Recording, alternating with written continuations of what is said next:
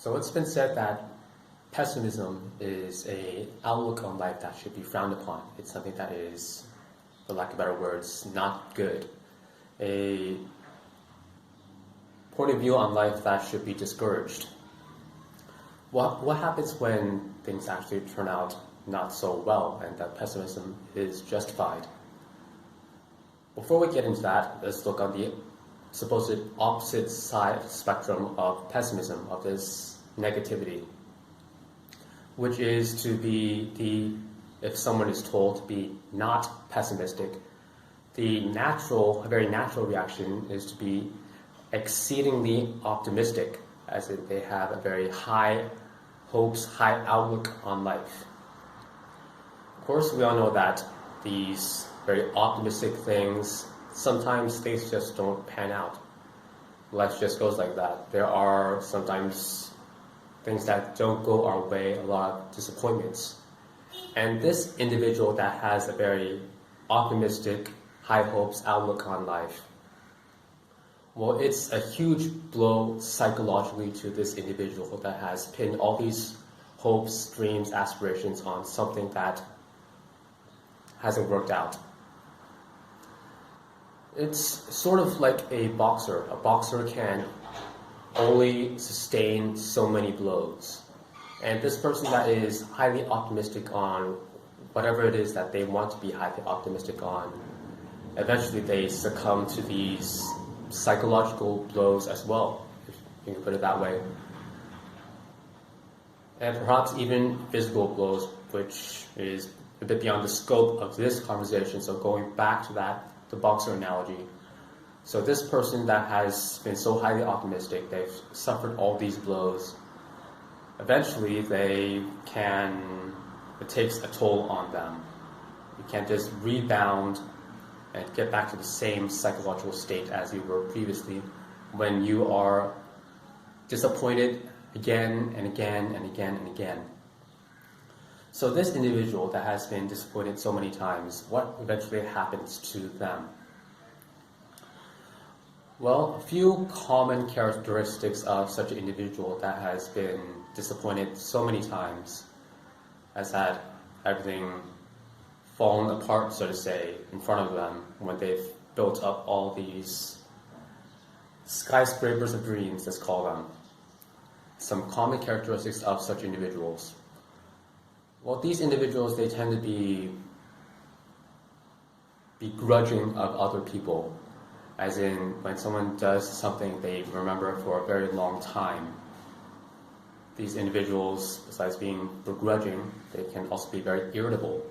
You can do something very small that irks them, that wounds them, that is perceived to have wounded them, and they can lose their mind about it. They can explode for these seemingly very small things.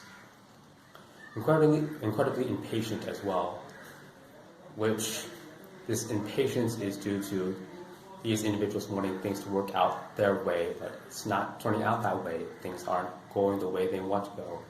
Instead, impatient, they are always looking at others in a way that is disappointing. They're disappointed in the ways others act. The way this other person acts is not living up to their very high, very optimistic expectations.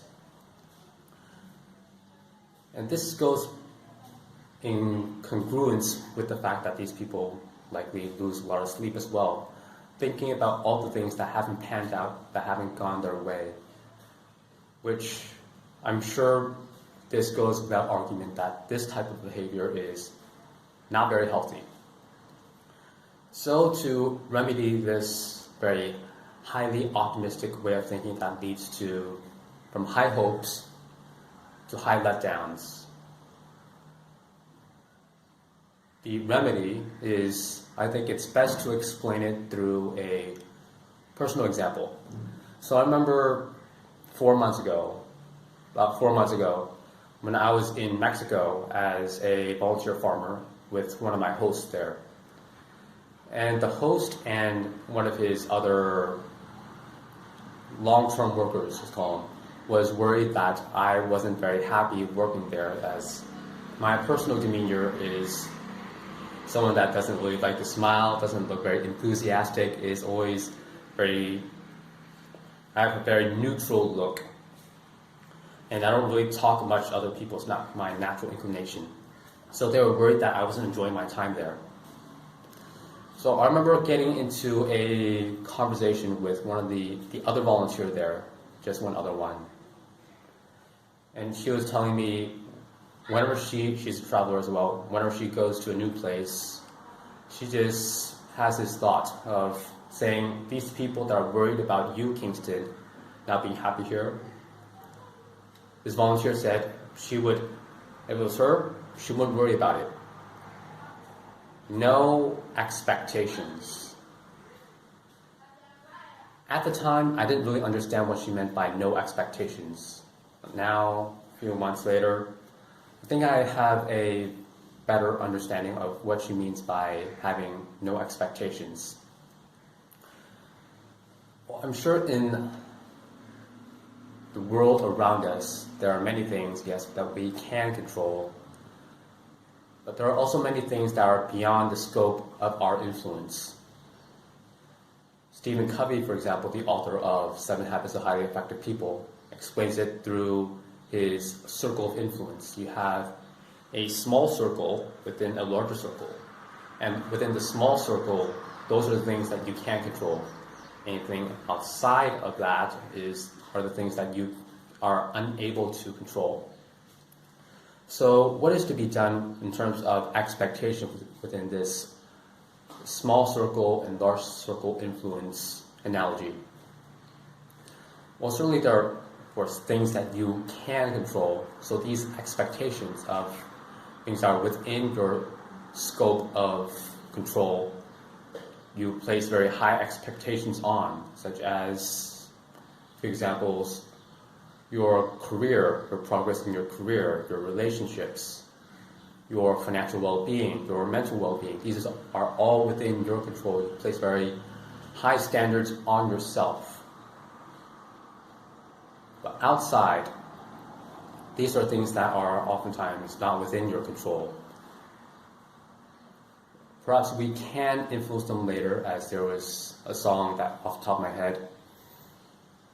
In order to make the world a better place, look in the mirror and make a change. You start with yourself. I think that's Michael Jackson.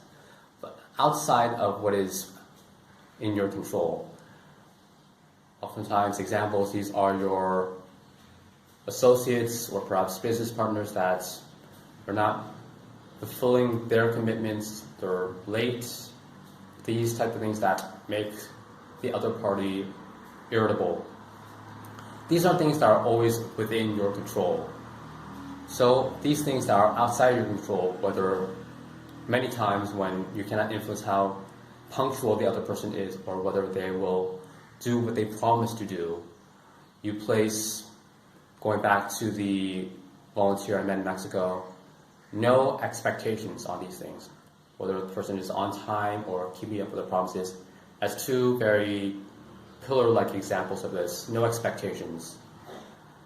It just saves a lot of heartache, a lot of restless nights when you accept the fact that there are things beyond your control, so therefore you can't place all these high hopes, high expectations on things that are outside the scope of your influence, for lack of better words. And once you do such a thing, when you have accepted the fact that you can't pin all these sky-high dreams and expectations on things that are not within your direct control, you as a person inside, you become a lot calmer, a lot easier to be around, a lot more patient, less demanding around people. You're able to think a lot clearer, probably get a better night's sleep. And overall, you as a person, when you have accepted the fact that you can't place high expectations on a lot of things around us, you become perhaps at peace.